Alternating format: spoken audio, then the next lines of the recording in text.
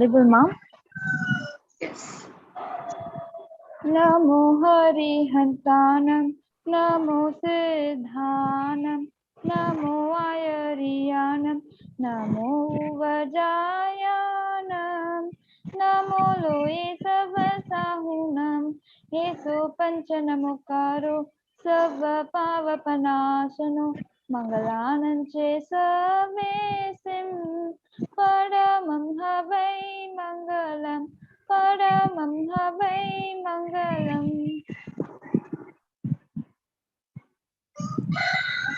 Ma'am, I'm audible. You had been audible. Thank you, ma'am. Mama Swagata Vachanam Sarvesham Kriti. Today, the sixth day of the Faculty Development Program, Dr. Suganya, our resource person, will speak on working with palm leaf manuscripts in South India. This is the month of Margari. Bhagavan Sri Krishna says, Masana Marga Shirisho Aham. In this auspicious day of Kodaravalli, I request Dr. Anusha ma'am to introduce the guest and say a few words about the same. I deem it a privilege and pleasure to welcome Dr. Sukanya Anandakrishnan from the University of Hamburg. She primarily works on Tamil Bhakti poetry, especially on the Alvar poetry, as well as on medieval Sri Vaishnava writings in Manipravalam. She has published a book on Kulashekar Alvar's Perumal Tirumuri and its medieval commentary, co-edited 2 volumes of essays on Indological topics, and published a few essays on Sri Vaishnava texts and traditions. She's currently the principal investigator of a British Library Endangered Archives program, a pilot program which involves cataloging and digitizing of palm leaf manuscripts. Her research interests include the Tamil epics, Puranas, commentary traditions in India, Tamil Sanskrit interactions, that is Manipravalam, and the transmission of texts via manuscripts in South India.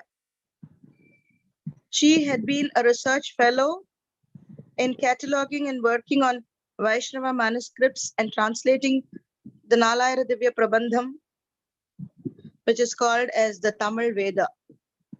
And research assistant, she had been a research assistant for the project Teaching Language and Literature, Tamil Manuscript Compendia on Grammar in the Center of Manuscript Cultures, University of Hamburg. She had also been the substitute professor in the Department of Indology, University of Hamburg. It is a great fortune that we have amidst us today a great resource person, especially with reference to the manuscripts. So I welcome Dr. Suganya Anandakrishnan to deliver her lecture. Thank you. Thank you, Anushaji, for that introduction. Namaskaram, everyone. It's a great honor to be giving this talk today. And I would like to begin by thanking the organizers, Global Sanskrit Forum, but also Dr. Ramadevi Shekhar, who's invited me here kindly, and also Dr. Soumya Narayanan, who suggested that I give a talk today. Thank you so much. So I'd like to share the screen now. Okay. Okay. Can you see the screen? Yes. Yes. Okay, very good. Thank you. So I have been working with South Indian palm leaf manuscripts for quite a few years now. I have cataloged them, different collections. I have worked on many different manuscripts for various reasons. Manuscripts that mostly belong to Sri Vaishnava families. So they are of a certain type.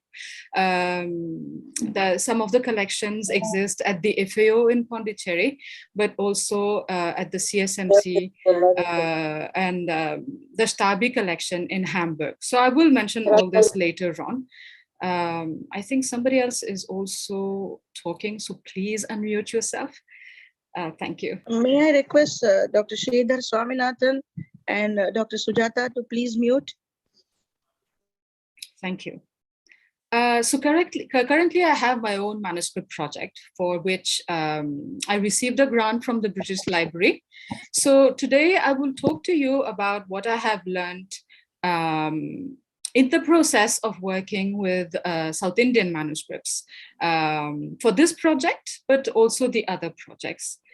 So the plan for today is this. So first of all, I thought I should talk to you about some practical aspects of working with manuscripts. So I will take as an example my British Library project, but not just that. But I think that will be a very nice way to get started. I could talk to you from what I've learned from experience and recent experience, but also to let people know that such a thing exists. And in case they are interested, it would be a wonderful thing. That first part will also deal with the contents of manuscripts, languages and scripts, etc. And then I will move on to the core of my talk, which is the second part. So how to work with manuscripts, but also why to work with manuscripts. And I will, as I said, tell you how I do things and from my experience. It doesn't mean that there's just one way of doing things. It's just my way of doing things that I would like to share with you. And then finally, I will conclude by mentioning a few points of interest for future research in the field of manuscript studies. So let's begin practical aspects. And as I said, I'd like to begin by introducing my British Library project. I think that some people will be very curious to know what it is about. And from there on, I will hopefully logically proceed to other topics that I'm supposed to deal with today. So the British Library have this grant, this program called the Endangered Archives Program, EAP. And the EAP facilitates the digitization of archives around the world that are in danger of destruction, neglect, or physical deterioration. So thanks to funding from Arcadia, so mentioned here, where Arcadia is a charitable fund, the British Library have provided grants to more than 400 projects in 90 different countries worldwide in over 100 languages and scripts. And since 2004, the program has digitized over 10 million images of not just manuscripts, because they also accept early rare printed sources as well. So and also arts, rare prints in terms of arts as well, that sort of thing as well. So and what they do with the projects is that when the project ends, they will collect all the images and then upload it on their website, which is here. I have given it here, and then I have given it again here. And they upload it so that anybody, absolutely anybody, can have access to it anytime for free. So this is in order to preserve human knowledge across the world for the future generations. So from this project, I obtained a pilot project grant, meaning this is a beginner's grant. We have a little page on the British Library project, which is here, which is for our project. So the pilot project, I got around £10,000, and the work is supposed to last 10 months. So we started in August, and we will go on till May 2022. So you can go and read the aims and objectives here, but I'm going to tell you in a minute. So what we do basically in the project, where we do it is what I'm going to tell you now. For example, we have a couple of collections of manuscripts about which I will tell you in a minute. What we do is, what we have promised is cleaning and oiling that collection, and then digitizing those manuscripts, and then finally cataloging them. And we have 3 staff members who work for cleaning, oiling, and digitizing, whereas the catalogers are freelance. So basically that's outsourced. The others work at the FAO here. This is in Pondicherry, an absolutely wonderful place to be in, and to work especially. So so anything else do I have to say? Yes. One thing that I would like to begin by saying is that the manuscripts, you will see some samples. I will show you some samples. we all know about the South Indian weather, right? Especially in this area. It's hot and it's humid. It can be very bad for palm leaf manuscripts, actually. Mold can gather very easily. This institution, for example, is located very close to the sea. I mean, it's on the seaside, actually. So mold comes very easily. There are also, this climate also allows many insects to thrive. So you open an old manuscript that hasn't been opened for decades, you find all sorts of insects. They are eating and living there and destroying our heritage. So this is something that we need to remember, not just because this kind of project, and also there are other projects also conducted by the Indian government. I'm very well aware of them. They are real saviors for the manuscripts. But this is also important to know because this has been the case forever in this region. That's why most of the manuscripts that we find are not older than 200 to 300 years old. And people knew that because my palm leaf manuscripts did not last long. So either they copied on copper plates, for example, as Dr. Ramadevi mentioned, but also what they did is simply copy the contents every 200 or 300 years. So this is important to know because not just do we need to preserve the manuscripts, but also, the more time you copy onto fresh leaves, the more likely you are to add errors and involuntarily introduce errors. This is what happens in this region. I'm not saying it's like that everywhere, but with many of the manuscripts that I have gotten to say, this is the main challenge. Okay, now I'm going to tell you a couple of things about the collections, because this is the work that we conduct. This is the place that we conduct. What do we work on? Well, there are two manuscript collections that we work on. We've named the first one as the Kallidai Kurachi collection and the second as the William Buckham collection. The first collection was given to me by Professor Vijay Venugopal. I think many of you must know him. He's an eminent epigraphist who works at the FAO. He still works. He is, I think, 86 or something, still very, very young in spirit, and he still works there.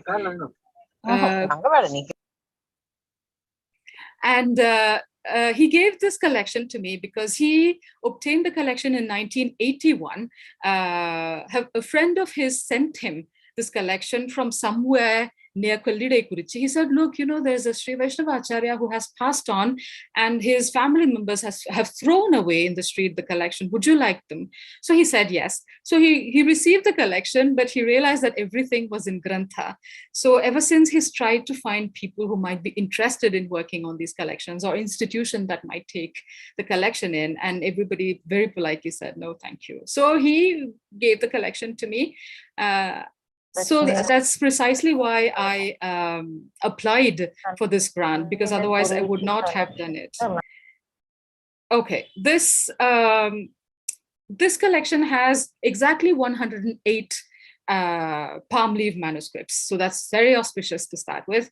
And it has manuscripts that deal with Vedanta, mostly Vishishtadvaita, unsurprisingly, because this belonged to a Sri Vaishnava Acharya. But not just that, because people thought that because it's in Grantha, it must be just Sri Vaishnava. But no, actually, there are manuscripts that deal with Vyakarana, Nyaya, Mimamsa, there are Itihasas, beautiful version of Ramayanas, Puranas, Upanishads, with commentaries, without commentaries, everything that an erudite Acharya would have read in the 19th century. So it probably belonged to a whole family, not just one person. So it's a collection of many generations. And it's an extremely fascinating collection. And the next one is the William Buckham collection. And this is, it's a private collection belonging to William Buckham C. Govindarajan, sir. He taught Sanskrit to me many years ago. And he collected all these from many different sources a couple of decades ago. And this is very important, very interesting, because this first collection is one family's possessions, whereas this collection is from many, many different families. So it allows us to just have a wide look, at different collections. And the collection is also different. There are a couple of Sundarakanda copies. There are medical manuscripts. There are manuals of rites and rituals, Udagashanti, for example, Jyotisha, etc. So what do we do? As I said, we have these two collections. So this one has 74 manuscripts, bundles. When I say manuscript, that's a bundle. And here it has about 108. So we actually do all three tasks that I told you, beginning with cleaning the manuscript. I'll go fast. I don't know how useful or interesting it is to people, but I'll just presume it might be interesting and or useful to some. So I'll go faster. And then when it gets to the really interesting points, maybe I can go slightly slower. Cleaning and oiling are very important. First of all, the leaves are cleaned with a brush, and then they are oiled with lemongrass, because lemongrass oil keeps the insects away. So that stops the insects eating those manuscripts. But also, if you want to make good quality photos, this is the process that will allow you to have very clear images. So this is very important. The lemongrass oil, that's why it's important in both ways. Some of the manuscripts are like this here, and they are not inked, which means that they can be hard to decipher, especially if you're going to work on scans on a computer screen when it's not inked. You know, traditionally they lit a lamp and they collected the soot that gathered and they applied it on the leaves, and that's how you get the dark letters that you can see very well. So we decided for this project to actually ink them. And you can see the before inking and then the after inking. You know, it's very, very clear. So we do that also. One thing is definitely apply the soil, but also allow them to dry for a very long time, 1 or 2 days at least. That's how they are safer when you take photos, they don't, you know, stick, etc. So this is a very, very important process. So once they're digitized, these manuscripts are ready to be digitized. So digitizing can be done via a scanner or using a camera. A scanner for this kind of work is extremely expensive. So we opted to have a DSLR camera that you can see here. And the British Library accepts top quality photos. The light needs to be perfect. The position of the leaves need to be precise, etc. So we have an expert here who comes to train our staff and also monitor their work. So as I've already said, once the project is completed, all the photos, all the scans will be sent to the British Library, who will upload it on their websites, so that everybody can check these manuscripts. Okay, now another photo of the digitizing process. And the third and very important aspect of this project is cataloging, because this is the preliminary work that is done before scholars can access the manuscripts, right? Without proper cataloging work, it's very hard to know where the manuscript is, what it contains, in what condition the manuscript is, who the manuscript belonged to, who wrote it, etc. So many questions are answered thanks to proper cataloging work. So this is a screenshot of an Excel sheet that the British Library made specifically for this project. Actually, it has many, many, many more columns. I just put a screenshot of this part. Actually, I have converted this into Word, and this is what we fill in, catalogers and the other people. So this allows us to know everything that we can know about a certain bundle of manuscript. Here we put the name of the manuscript because they all have a number, a name, etc. And also what's the title in the original language in English with diacritics, etc. And then the contents, the title and the contents. Is it Vedanta? Is it Vishishtadvaita? And then the exact measurements of the manuscripts and the condition. Is it really in a bad state? Is it good? Also, are there stains, anything you can put there. And then also who wrote them? Is it a subsect of a bigger field of research, etc. And then the dates. You know, if you don't know, you put a global date, or if the manuscript has a date, you put the date. And provenance, where does it come from? Because that is also very important. Who possessed it before, who was the owner, etc. And we also, the language, it's important, which language, which the text, what languages does the text was the text written in, what scripts is used, etc. But if we skip this bit, it's not very interesting. What we have here is also the colophons. What we need to know is, are there invocations? Are there marginalia, anything written on the margins? Are there colophons, meaning anything that is more than the text? That's called paratextual material. That's going to be extremely useful and interesting for scholars for many reasons. And of course, other information, like, is it a single text manuscript, meaning does this manuscript only have, let's say, the Yuddha Kanda of the Ramayana, or is it a multiple text manuscript? MTM is what we say, meaning, oh, it has the Dashamaskandha of the Bhagavata, but it also has Ramanuja's Vedartha Sangraha. I'm just imagining. Or is it a composite manuscript, meaning different leaves from different works have been put together and tied together and presented as one manuscript? All these are very, very important for scholars. We prepare the cataloging like this because we don't know what the scholar might find useful. So we prepare the ground for further research work in this way. Okay, so before we proceed further, I'd like to point out a few things. I've already mentioned how in this weather, the manuscript can actually be pretty damaged, right? And I'll come to that damage bit. So whatever I have worked so far, I've mostly worked on Vaishnava manuscripts, right? So they usually are in other collections. Okay, there is Tamil, there is the Arva poetry, there are Sanskrit works, and also Manipravala. But in this specific collections, the two collections that I mentioned, out of 182 manuscripts, there are only 18 in Tamil. The rest are in Sanskrit or Manipravala works. Okay, and Manipravala, for those who don't really know, I'm sure everybody does, but a quick definition: Manipravala is, as you know, Mani plus Pravala. One of them is Tamil, the other is Sanskrit.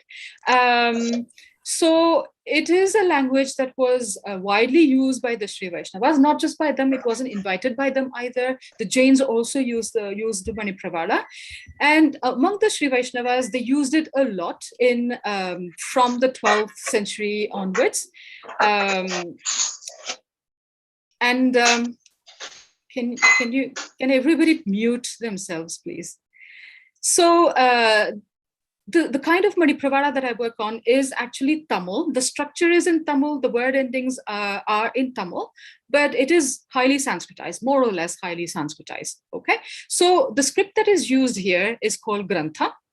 But of course, if there are if there's a syllable in Sanskrit, is a word in Sanskrit, likely that that the scribe uses Grantha because we don't have all the letters to reproduce all the sounds that exist in Sanskrit, meaning not in Tamil. So of course, for the Tamil parts, the Tamil script is used. So many of the manuscripts that I work on contain at least a little bit of Grantha, if not the whole manuscript is in Grantha. So that's one thing I wanted to mention. The other is, like, please notice this insect bites. I'll come to that in a minute because, this can be a challenge. So I'm moving on to the second part of my talk. So how and why work with manuscripts? So I'm going to tackle this in four different, no, they're not completely different. They are obviously interrelated, four different parts. So I'll begin by telling you how and why, for example, we could use manuscripts to edit unpublished text, and then move on and see how to check variants and why to check variants and how we can fix text by doing that, by using manuscripts, but also how to prepare critical editions. I'm not an expert, but I'll tell you what I know. And then finally, how we could study the transmission of text thanks to manuscripts. Okay, let's move on then. So editing unpublished work. There's still, as you probably know, there are still many works that are still waiting for us to discover them and publish them. In our own very, very small collection, we have found two, at least for the moment, because we haven't cataloged everything yet, at least two that maybe are unpublished work. This one, for example, it's known, I think it's a Nataka, it's known as Vaidarbhi Vasudevi. Yeah, so it's a Sanskrit work, and it's about Krishna and Rukmini's marriage. So as you can see, it's wholly in Grantha, and it's a very neat copy. It's not very long. So the first step is to check if there are editions or other manuscripts. Just checked it in the new catalogus catalogorum. Haven't found anything so far, but we can't be too hasty. We have to wait and ask people, has it been published, etc. Otherwise, this is very, very exciting, right? Here lies a work that somebody has composed and it has never been published. So wonderful to be working with manuscripts and discovering new works. Okay, and there are also, maybe this one, we're not very sure, but this is the Paribhashartha Sangraha by Vaidyanatha. It's a summary of the Paribhashendu Shekhara by Nagesha Bhatta. So we have found at least 2 other manuscripts in India, at least one of them in Chennai, and the other I can't remember suddenly. But we're not sure it has been published, edited and published yet. So, it's a very good opportunity if one of our scholars are interested, take all 3 manuscripts and see if there are any further manuscripts and produce a critical edition, for example. Because when you can produce a diplomatic edition, that means if there's a work that's so popular, it has 10,000 copies, well, you're obviously not going to make a critical edition. It's going to be very difficult, but you can make a diplomatic transcription. You take a very good copy and then you transcribe, you decide that this is going to be the base, right? But when you have a rare work where there are only a few manuscripts, it'll be very, very good to produce a critical edition, about which I will say a few words in a few minutes. Now, I personally also use manuscripts to find textual variants. For example, sometimes it can be very interesting to see that a text that you are working on has got variants or not. For example, if you're working on a text and there's a word that doesn't really make sense, and you think that maybe it should have a different word that sounds more or less like this word, but why is this word? What is this word doing here? Well, maybe it's interesting to check manuscripts, right? Because most of the editions that we have now initially were taken from manuscripts rather than the other way around mostly. So if you find a manuscript, you can always go back and check what word was there exactly. Has there been a mistake, a typo or something like that when the editors typed out? Let me give a very simple example. I was looking at a copy of the Sharanagati Gadya, and my edition at some point said Avadhika Atishaya. And I was like, oh, Avadhika Atishaya? No, you don't want Avadhika, right? It's a samasa and it has superlatives. God is wonderful, he's superior, he has this great thing. Avadhika. And then I checked it with another book and it says Anavadhika Atishaya. So it was a typo, right? But what if all the editions that you have, old and new, have Avadhika Atishaya, and you're not sure this is the right reading? What do? Well, you can go back and search manuscripts, try to see as many manuscripts as you can to see if maybe at some point in time, somebody copied something wrongly. So finding textual variants is very interesting for that, because that one word can change the whole meaning, of the sentence, the whole meaning of the paragraph, of the whole work sometimes. I know I'm exaggerating a bit, but not entirely. Okay, because, also, we sometimes realize when we look at manuscripts that scribes are copying down. Maybe somebody's dictating to them, or maybe they're looking at another manuscript and writing down. So it's human, right, to make a mistake, have a typo even while writing. So those things can happen. So it's very good to check manuscript from different sources. Right. I will show you an example of what I did recently meaning last year. Okay, this is an example from a Tamil verse, and that's because I've done this sort of work only for Tamil verses. But I think I'll be clear enough for even non-Tamilists and non-Tamils to understand this clearly. So this is a verse from Amalanadipiran, which is a 10 verses that belongs to the Nalayara Divya Prabandham, the Arva poetry. Okay, it must have, okay, according to scholars, it belonged to the 9th centuries. I mean, I won't get into a debate of the dates. It's not the point here. So what I did is I wanted to find if there are any variants that can be interesting. So what I did is I collected all the manuscripts that had the Amalanadipiran. Unfortunately for me, it was during the lockdown. So I had only access to the manuscripts from the FEO. So they belong to the same institution, and unfortunately they belong to the same collection also. They belong to one Acharya Purusha, which means that it's very useful. But at the same time, maybe a disciple copied, and then they copied the errors, and then another disciple copied the same errors. So there's not really scope to see what are the possible variants. So I usually like to have, I don't know, one manuscript from Tirupati, one from Kanchipuram, one from Chennai, one from Arvar Tirunahari, one from Kerala. So wide, that would be more representative, but I was unlucky. So there you go. So I made this chart. Who was the previous owner? As you can see, it's the same. It belongs to the FAO collection. So they have from this one person, one house, the collection belongs to. And then I wrote down, is it damaged, not damaged, etc. I usually also write down if it has a lot of mistakes. Maybe it's just a student copying and practicing his writing and getting everything wrong. And you have to be careful not to say, look, I found this in this manuscript, it must be right. Be very careful. I also had a look at a handful of editions. I usually prefer the older editions. The older editions definitely use manuscripts. Some people maybe still do that.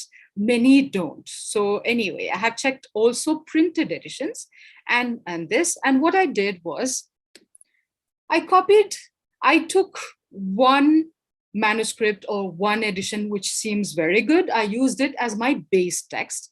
So I copied this. This is in transliteration, right? I transliterated this. Usually it's in Tamil, but I transliterated this because this is going to be a pan-Indian, at least, seminar. So, and these words are metrically split, okay? Once they are metrically split, what I did was to number the lines, because this is poetry, 1, 2, 3, 4, and also A, B, C, D for every metrical unit. This is important. Once you've done that, I started looking at all the manuscripts and all the editions that I had, and then see 1A would be this word. So this is 1, and then you can see A, so this is it. So Sadira, there are a few manuscripts that go from Sadura, Chatura to Sadira. Okay, so there is a variant. Maybe it's a mistake, maybe it's not. It's not, as I said, not definitive till I have seen manuscripts from different geographical areas. There is that. For example, also here, Utrava, Uitava, Yuttava, Uitava. So if it's Utrava or Uitava, it could be a dialectical variant, right? Or it could belong to a certain set of people who pronounce tra as ta, for example. So that tells us something about the people to whom the manuscripts belonged. But also it's possible that it's a real variant, and this would be, let's say, from the root uru, and this is from the verbal root ui. Ui means to say, whereas uru means plenty of things like to undergo, etc. I'm not saying this is the case in this verse, but I'm saying there are plenty of possibilities. Similarly here, last line, you have tunindra, tulnindra, tinindra, says many things about at least the dialects and about how the text was transmitted. Okay, so I personally find this very, very interesting. So whenever I work on verses like this, I make a point of checking many different variants to see if there are any better readings, etc. Usually for the Nalayara Divya Prabandham, I haven't found many differences, but there are some other works which definitely have interesting variants. Okay, now I'm moving on to the next point, which is making critical edition. How much time do I have? I still have some time. Okay, I won't say a lot about this because I haven't yet made a critical edition, so I can't really speak based on my experience, but also because I'm not an expert. So, and this would be a topic on its own. Very difficult to speak about this in just 2-3 minutes. But anyway, I'll try my best. So a critical edition is an edition that tries to construct a text, the text of a work, using all the available manuscripts, okay, or even early printed editions. So whatever you can collect, you collect, and you check all the evidence that is available. So this requires collating, like the way I did previously. You collate, you see every single word group of words from the different manuscripts and the different editions, and you note that down. That's collating. So this requires collating different manuscripts. And finally, the aim is to construct a reading text from the results of that collation, okay? Usually a base manuscript, as I mentioned earlier on, is used, to whose text are added important variants, significant variants. Because as I said, some of them clearly are spelling mistakes by maybe a 12-year-old kid who didn't know how to spell. Of course, critical editions allow us to more on the work sources, for example, the historical context and the transmission history, etc. Some people think it's a wonderful thing, and some people think it's not useful. I won't get into the debate. It has very good things. It has maybe not so interesting for some. There you go. And while making, please mute yourself, whoever it is. Yes, please mute, please. Who's that unmuted? Thank you. So some people who make critical editions also seek to reconstruct an Ur text. An Ur text, as you can see here, is an original text or the earliest version of a text, if at all such a thing existed. Because, for example, if I want to make an Ur text, find the Ur text of, let's say, Vedanta Deshika's Vedanta, I don't know, Rahasya Saram. What I'll do is try to get as many manuscripts and early editions of the Rahasya Saram and check every word of everything and see if there are variants and see if there are more reliable manuscripts than others, and then decide, look, here are the variants, but here is what I think what Swami Vedanta Deshika wrote. Here is the Ur text. We could do that. Sometimes it's a lot more problematic. Imagine you go back to 2,000 years. There was a text which was oral first in nature. People sang about it, transmitted orally, and then some people went to Bengal, some people went to Gujarat, some people came to Tamil Nadu, some people went to Uttarakhand. And then those people wrote down, there was never a newer text, right? There are different, in that case, Ur texts rather than word text. So there you go. But anyway, why am I saying all this? These are all debates linked with manuscripts, right? Manuscripts, you can do so many things with manuscripts. So I'll just give you an example with critical editions. Of course, all of us, I think, know about the monumental work that went into making a critical edition of the Mahabharata by Bori, right? But I'll take a less famous example of a text that I've used, the Yamunacharya's Agama Pramanyam. Right. So I unfortunately haven't noted down this translation. This is an early translation into English by a European scholar of the Agama Pramanya, which is a very good translation. He has understood things very well. So even people like me whose Sanskrit is not very good should be able to read and understand the Agama Pramanya, right? Well, yes and no. No, because he had access to a certain number of manuscripts. So he made his translation made on those manuscripts.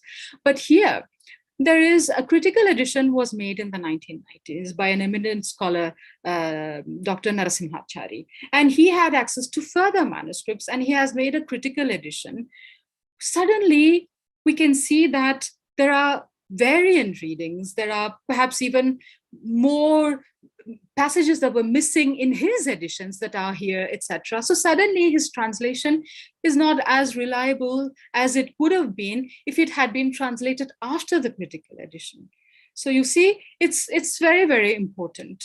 Not for all the texts, I agree, but for some texts, a critical edition can be very, very valuable. Okay, one final thing between I move on, I think I mentioned it already again. So whether to find variants or if you want to make a critical edition or anything that you want, you're going to use manuscripts, right? And those manuscripts, as I pointed out, especially in this region, you have to have a strong heart because you open it and you see the whole thing crumbling, it breaks your heart. It's all dust and insects and you're like, oh my God, somebody spent hours typing this out, like writing this, and it's crumbling in front of my eyes. But more than the emotional thing, I think we have to become and see what can be done, because there are other challenges related to the condition of the manuscripts that I will try to address here. I think this is not a bad copy. I have seen much, much worse, okay? There are other manuscripts where half of the leaf is broken. Some manuscripts where a few leaves right in the middle are missing, or the beginning is missing, the end is missing. There are some manuscripts where there are stains, all sorts of stains that erase the letters that are there. So what do you do in that case? Because if you're going to work on manuscripts, you need to know how to react when you're not sure what to do. If it's like, for example, here, imagine this is an unknown text. You've never seen this text before. And then you're confronted with this broken piece, or the insects that have feasted on this, or imagine there's a big stain here, or this is broken off. What do you do? It's an important question. I think that people have had for many centuries. Okay, scribes have had the same problems. Because they also had access to manuscript, palm leaf manuscripts, which were probably sometimes very, very damaged. And people have made decisions throughout history. So what do we do? Well, some scribes leave a space, okay, to say that something missing there. I don't know what is missing. I could not read. That's very wise. You know that there's something missing. Some people don't leave that passage. They don't want to like waste space. So they start writing.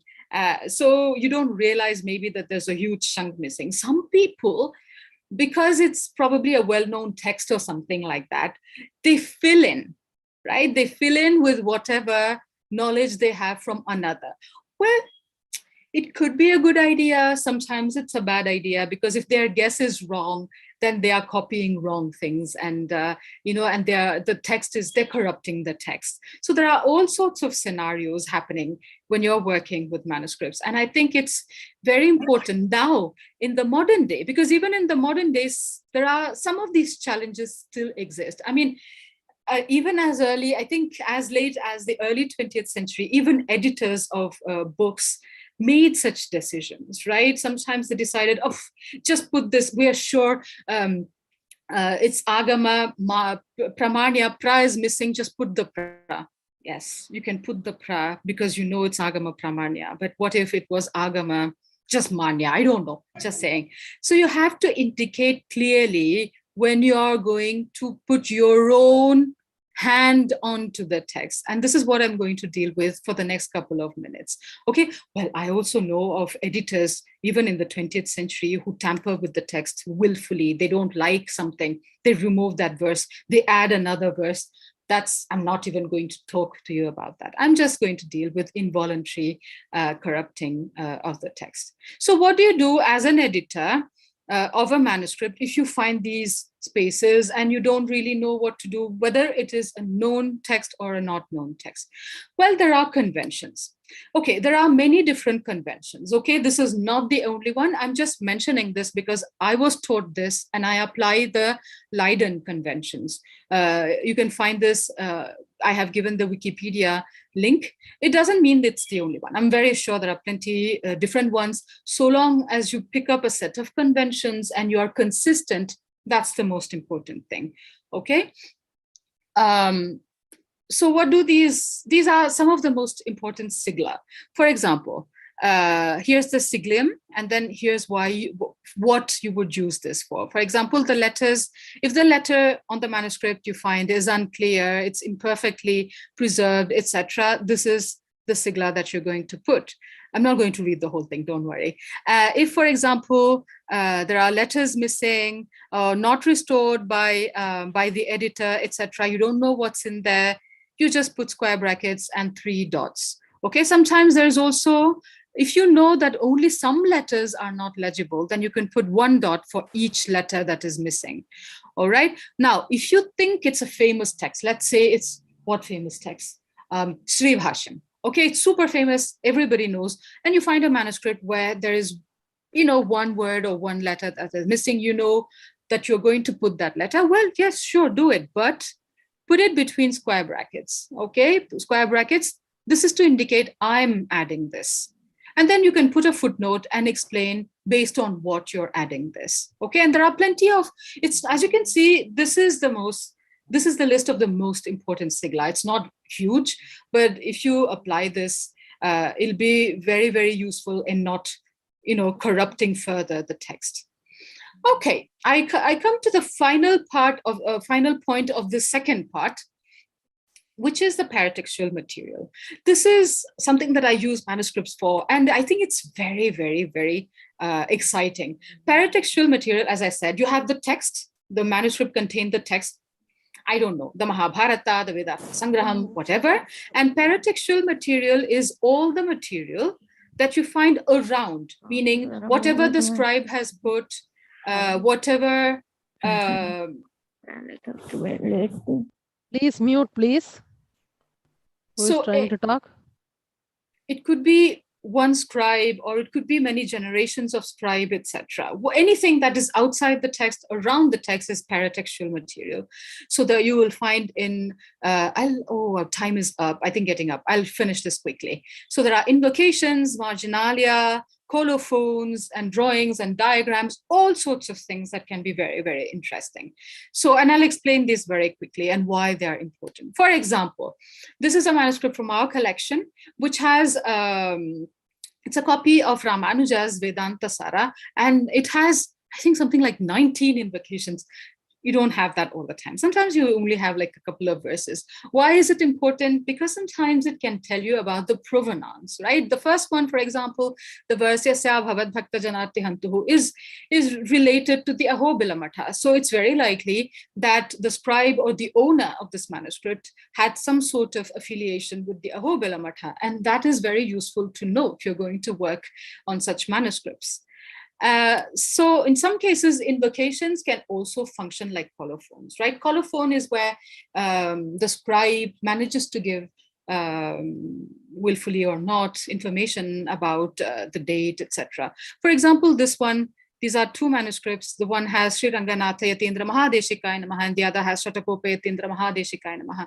That gives us, even though the manuscript does not have any other information about the date or whatever, we know that this is a specific title. This refers to a specific person. This is the Mathadipati. It's the GS Swami of the Ahobila Matha. And this one happens to be, for example, the 33rd year. And we have his date. So we know that it would have been written around his time, around and after, because a disciple can outlive, of course, the Acharya. So invocations that can function like colophons. This one, for example, this is from the Hamburg collection. Okay, and there were many, I was looking into these manuscripts and I found many invocations to Hayagriva. There was Srimate Hayagrivaya Namaha and Lakshmi Hayagrivaya Namaha and Srimate Hayavadana Parabrahmani. I was like, what? Why so much, so many Nyaya manuscripts? Why? And then with other hints, etc., I realized that there was a link with the Parakala Matha in Mysore, whose main deity of worship is Hayagriva. Okay, so very simple, just one bit at the beginning of the manuscript can tell us a lot about its provenance and about the scribe and the owner of the manuscript and the date even. Of course, a proper colophon can give you, this is a marvelous colophon because it gives you when the manuscript got written. It was finished writing on the evening of Monday, the 6th of June, 1842. How much more precise can it get? But the colophon itself looks like Sanskrit, but actually it's Manipravala. It says, Dinaha Paduka Sahasra Grantham Atra, and then I have added Kullam. As you can see, I can put it between square brackets. And then you have the year 17, Varsham, Subhakrita Nama, संवत्सरम उत्तरायणमान वैशाख मासम कृष्ण पक्षे त्रयोदशी इंदुवासरम आहिय 26 தேதி भरणी नक्षत्रम शुभयोग शुभकरणतिर सायंकालम, and then you have right. So this is, I mean, this is something wonderful if you find colophons like that. Okay, and sometimes the dates are given directly. Now, this scribe is called Sudarshana. I will tell you more about him in a minute, and really I will finish very soon. He usually, the scribes write, in broken Tamil, today I like dialectal Tamil, not even broken, not broken, sorry, it's dialectal spoken Tamil. So today I have finished composing, writing down this manuscript. This is my name, right? But here is this person who is actually writing the same information in Sanskrit. Prajotpatti Samvatsara Margashirsa Masa. Okay, this was not very clear. Paurnami Masayam, maybe, I don't know, maybe I've messed up there. Shaktivada Sampurnaha Likitaha Sudarshanena. Right? So Sudarshana is the name of the scribe. And this is very interesting because we know about the collection, what people from a certain area and certain family of a certain time like to read. At the same time, you also know this is Shaktivada. I think it's by Gadadhara, if I'm not wrong. It's a Nyaya work. And this collection, for example, has many Nyaya works of this person. So you wonder, what the bestsellers were in those days. Gadadhara's works were the bestsellers during that period of time among these set of people. So there's plenty that of information that you get just by going through painstakingly these manuscripts. And this Sudarshana, the scribe, was also a scholar. I can't go into too many details. I mean, he gives his gotra, but that's okay. Because he composes the same information. I completed writing this year, but he composes a verse for that. And not just in Anushtup, but actually in Shardula Vikredita. So that must have been quite a scholar who made a copy of this important work himself. He didn't give it to a scribe. And he also calls himself Kavina Sudarshanena. He was also a scribe. So he was probably related to the Parakala Matha, probably around the end of the 19th century. So much we can gather from working with the manuscripts. So finally, this is my last part, and I will conclude with that. Okay, we've been speaking so much about the past, because whenever you say manuscripts, you speak about the past. But no, there are still people, many people working in India, across the world, in Europe. And I would like to say a couple of things about the future of the manuscript studies, because there are some very exciting things happening, exciting ongoing projects. Of course, many ongoing projects are also there in India, but I'm going to mention some of those that are happening in Hamburg, simply because I have worked at the Center for the Study of Manuscript Cultures, and some of my colleagues who still work on some of the projects that I'm going to mention now, are from this institution. So just a couple of examples. This project here on the left, this is Indologists working with scientists, biologists, etc., in order to know more about the provenance of manuscripts. So what they're proposing here, and they've already started working on this and creating a database, is to collect the DNA of the palm leaves. Okay, but also they also like to collect the DNA, and they also ask for the strings, if the string is 100 years old, etc. Why would anyone want to do that, I wonder? That's because sometimes there are collections lying everywhere across the world, and we don't know where they came from. But if they make a database of the DNAs of the palm trees, if they know where a palm tree comes from, with that DNA information, we can check, because there are now thousands and thousands of manuscript leaves, palm leaves that have been digitized, and more will be done, you see. So all you have to do is run a program and check which palm leaves correspond to which DNA on their database, and know exactly from what geographical area that manuscript comes from. So this can be a wonderful thing. And on the right, for example, this is even more exciting, I think. They are training software tools to recognize pattern from scans, right? I know that this friend of mine tried Harihi Om, I think. So you train it. I mean, it takes manpower, hours of work. You train the software to recognize Harihi Om, and then you run it. I don't know how long it takes, but maybe with technological progress, very soon it can be done within minutes. It can go through thousands of pages and figure out wherever you have Harihi Om and how Harihi Om was written, etc. But imagine if we can develop an OCR technique, just type moksha or vishishta or whatever word, and then it runs through lakhs of scans, and you know exactly where to go for a word that exists in manuscripts. That would be a very, very wonderful thing. So I think that it definitely is also a field for the future, as we are now working alongside with technology. So I think the manuscript studies are a very interesting field. They allow us to get the best of the past, the present, and the future. Thank you so much for giving me this opportunity and for listening to me so very patiently. Thank you so much. Thank you. Actually, when we edit a manuscript, I have a doubt. Suppose it is a single manuscript, there are some lacunae in that. How do you how do you amend it? If it is a single manuscript. Usually, I think if you're going to work on a manuscript, you'll have to make sure that you are a specialist in the area. So you know what the text will be talking about, that period of text of a certain, like for example, the linguistic manuscript that I mentioned earlier on. Can you mute yourselves, please? Okay. So I think once you're a specialist, what you have to do is, it takes years, right? It's not something that you can do in a year or two. It takes many years. You painstakingly write everything down, and then you try to see what it could mean, etc. And then if you really think, you consult. We do that a lot.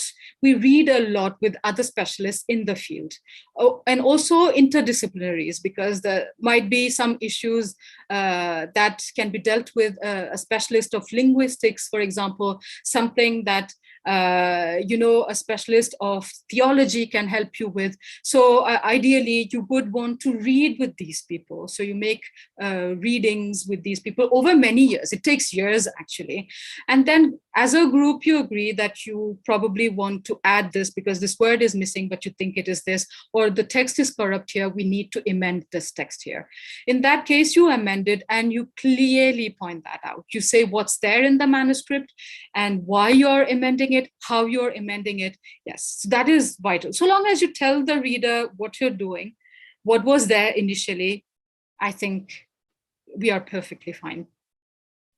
Thank you, ma'am. Thank you. Thank you. Same thing what you said, no, based on the Titi Vara Nakshatra, and the suppose of, like you said, in the Parakala Mata, they use Hayavadana, because being a Nyaya, they require the blessings of Lord Hayagriva. Without the speech, they can't do that debate. So there are so many things. Aptly you said, the same manner we do in our inscriptions, epigraphs also. Sometimes whatever you said, same technique we follow to come to a conclusion whether this particular record belongs to certain century or a king. The same based on the type of the language they use. Same thing we follow. Yes, yes, exactly. Exactly, yes. Yeah, Saumin Naranji wants to say something. Yes. I have another doubt. The thing is, like the manuscripts that you had been editing as probably as the group of scholars who had been editing for the University of Hamburg, is it available online for access?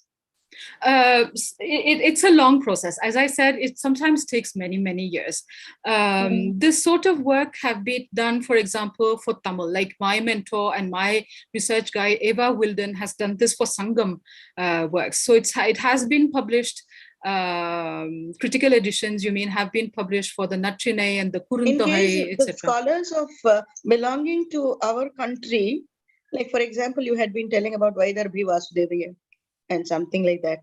If the scholars of belonging to this place, are we will we be able to access the those manuscripts? Okay, it's two different questions you're asking. I'm not sure. No problem. I'll explain that. I see your point.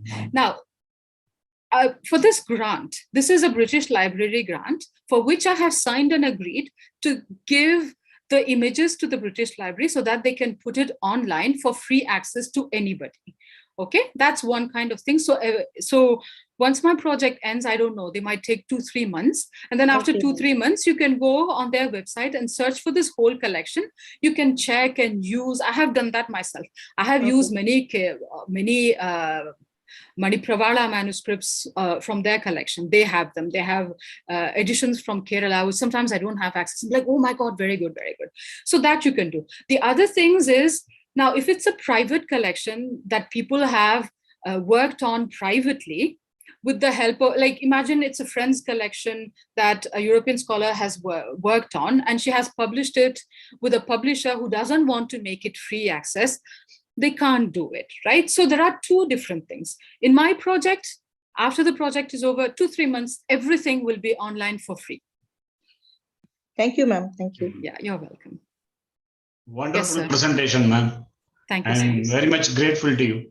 So when we are studying MA in Sanskrit, our beloved professor, our guide, Dr. R. Tyagarajan, he has included one subject, editing of manuscripts, which was highly helpful for us to do the research. Actually, blindly I have followed his rules and regulations. That's why I have transliterated and translated many works in Sanskrit. So this editing of manuscripts, highly useful, and in such way you have elaborated and you have highlighted the values on those things. Thank you very much, ma'am. We are highly blessed today. Thank you, sir. Thank you so much. Yes. Yes, actually, even I have an experience of editing Devi Mahatmya.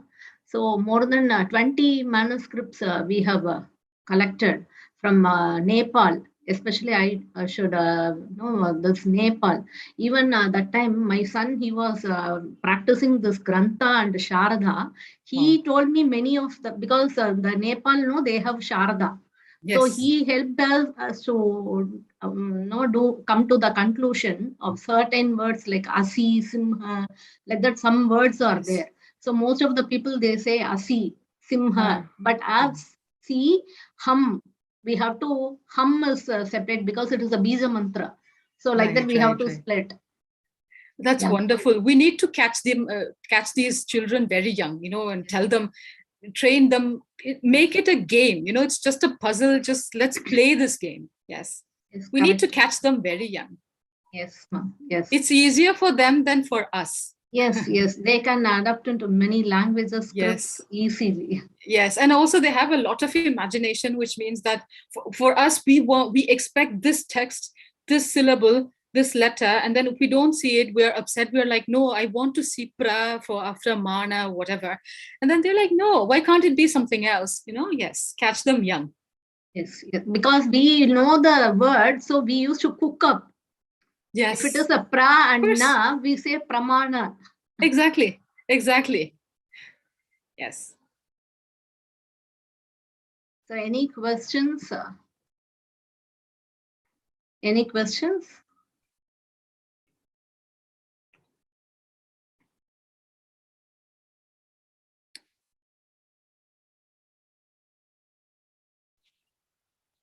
I'm Subhashri here.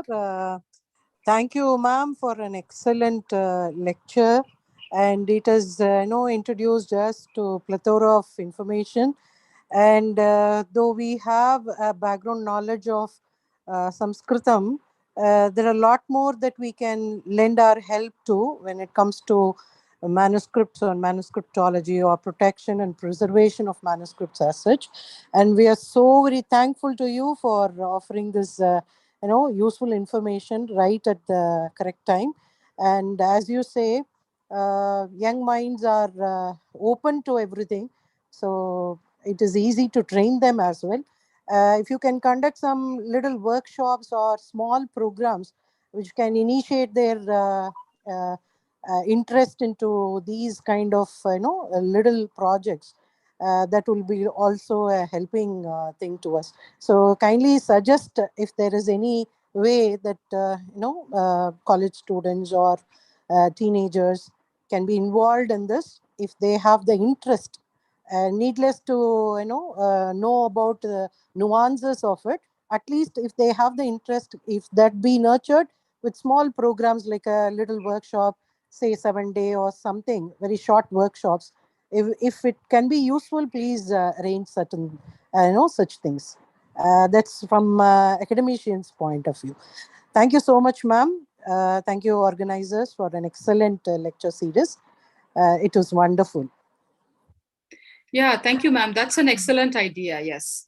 I think more and more is done during especially the pandemic. I have seen at least a few courses, online courses to learn Grantha. So you can definitely keep an eye on it. But also I would like to ask anybody, especially from the South, because I'm from here, and in the South it gets, as I said, the manuscripts tend to get disintegrated. They just crumble into dust very, very soon. I think we are running against time to protect these manuscripts, right? So if you know of anybody who has a collection, just please convince them. Anybody can apply for the British Library project. Okay, it's a long process. You need to apply first, and then there's a 20-page application as a second, later on. But they are very helpful. They guide you very much, and it's not with any bad intention. It's fully good intention. It's to make human knowledge accessible to all the human beings. So just don't hesitate. Just approach an institution, because they want to work with an institution usually. Individuals do, but if individuals can join up with institutions, that's what they seek. There is money for this sort of preservation work, and we really should protect them. I mean, it's the monsoons. During the monsoons, we've kept the manuscripts in very good condition in AC rooms, and mold had started coming. And there are people who check them every way. They found the mold and they removed it with special products. And then the FAO is so good that they invested in this very expensive dehumidifier to put it to run like an AC 24/7. It collects 5 liters of water from just the humidity, the moisture in the air every 7 or 8 hours. Yeah, and so the manuscripts are better now. So I think we need grants. Not everybody can afford all these methods. So also these palm leaves are really crumbling. So if anybody knows your grandfathers, great-grandparents, if they want to protect it, nobody is going to take the manuscripts from them. We are going to give the manuscripts back to them. It'll be safely back to them. With the British Library Project, you can also give them a copy, a digital copy. You can give a copy of all the scans, but also the Excel sheets with the cataloging information. It's really a win-win situation for all of us. So that's a humble request that I will definitely have for you. And yes, so if you type British Library Endangered Archives Program, BLEAP, you'll find all the information that you need. Thank you. And of course, a workshop, I will definitely think about it. That's for children is very useful, yes. Thank you, ma'am. So we would like to collaborate in this. Spencer, if you have time, we can conduct one program for college students. Dr. Subhashri ma'am is HOD of Stella Maris College. So sure. If you, sure, definitely. We'll keep in touch. Madam, I have sent a private message to you, ma'am. Okay. If you can just shoot me an email, that will be helpful to me, ma'am, to plan ahead of some program that can involve students level, where there are history and archaeology students here. Yes. That would definitely interest them. Yes. So I want to do an interdisciplinary workshop where they can integrate with Sanskrit and history together.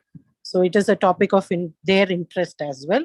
So we have a PG program and UG. So I thought I can utilize this opportunity to make a request to you. And I have given the message to you privately. Sure. Please, ma'am.